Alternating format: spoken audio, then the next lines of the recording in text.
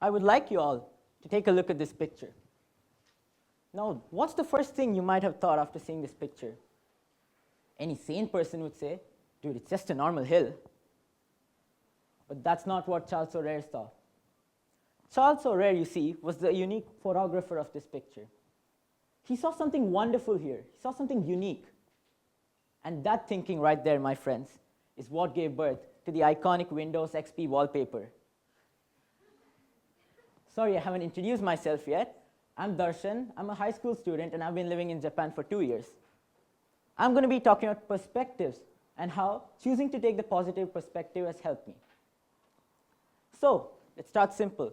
What is perspective? According to me, it's simple. It's just a way of thinking, right? When we start off as kids, if you notice, we all have similar perspectives. For a baby, a bottle is a bottle. When something good has happened, it's happy. And when it's sad, it wants a chocolate. But as we grow up, different factors such as culture, environment, family, friends, all change and shape the kind of perspective you take. Different situations in my life has shaped the kind of perspective I take on in a situation. So I'm going to share with you guys some situations, and I promise I won't bore you with it. It's small and it's grounded. 4 years back, I used to take contemporary dance classes that, trust me, I despised it. This picture right here is a perfect example of how much I hated it. This picture has scarred me for the past 4 years. So what did I do to survive the class? This might sound really silly, but trust me, we all have done this at some point in our life. All I did was take a moment and thought about how much time I actually spent in the class. The class used to be an hour long. There were 4 groups which danced for 15 minutes. At the end of 15 minutes, there was a 2-minute break, which meant I technically had to dance only for 13 minutes. Suddenly, for some reason, the class felt really short, even though I still had to stay there for an hour. I had to dance only for 13 minutes, and this made me feel more secure and better about it. I started enjoying the class, and I started being more productive. Now, let me give you guys another example.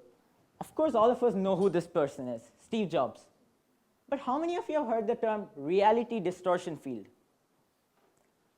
Reality distortion field is the name given to Jobs' rare ability to convince people that impossible is just a word and it's actually achievable.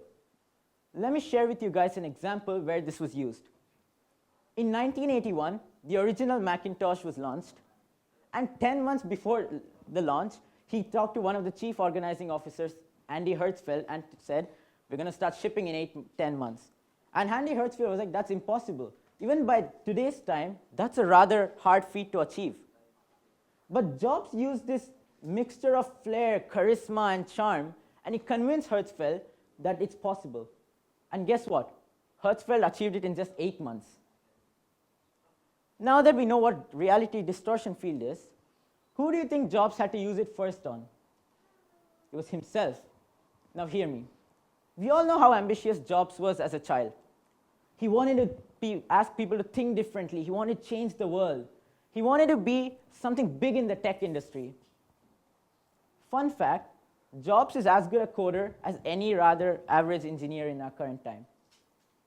But what made him feel secure in this world of super geniuses and 150 IQs? His rare ability to believe in himself. He always knew that he was on the right path, even though he didn't have the equipment required for it. He could code, he could barely code, but still, all that helped him just be more positive and more believable in himself. And now we know the heights he's achieved. So if you guys notice, in both the examples I spoke about, there was something in common: productivity. So remember how this saying goes, you threaten someone or you pressurize them, and you can get out productivity or you can get more work from them. Well, that's been proven wrong. Companies nowadays spend millions of dollars to build resting rooms, parks, offices, all that around their campuses for no reason. But is it for no reason? It's just to create a positive working environment. Similarly, studies have based the fact that if employee is more positive, then he tends to be more successful in what he does, and he tends to be more productive.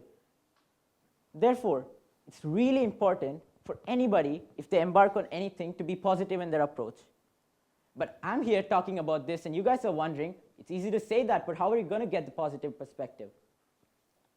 There's a really famous quote that has always inspired me.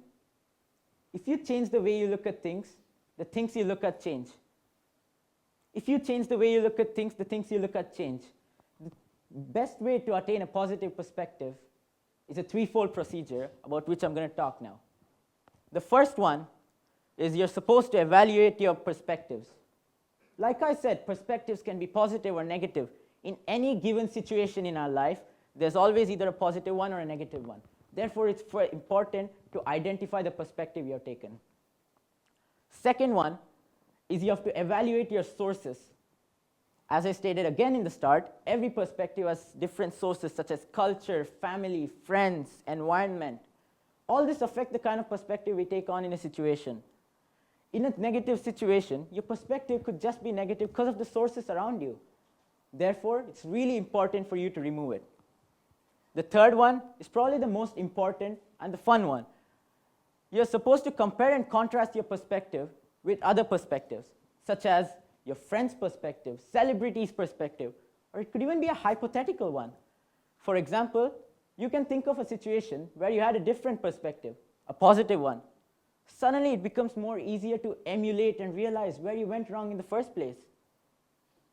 And now, I believe that if all the above steps are followed, you're one step closer to being this man, Charles O'Rear, who made a simple picture of a hill into a multi-million-dollar image. Charles O'Rear's unique perspective helped him achieve this in what we would have just perceived as a normal hill. And if we have the same procedure that he's taken and develop a unique positive perspective, we can achieve the feats he has achieved with our limited resources. Thank you.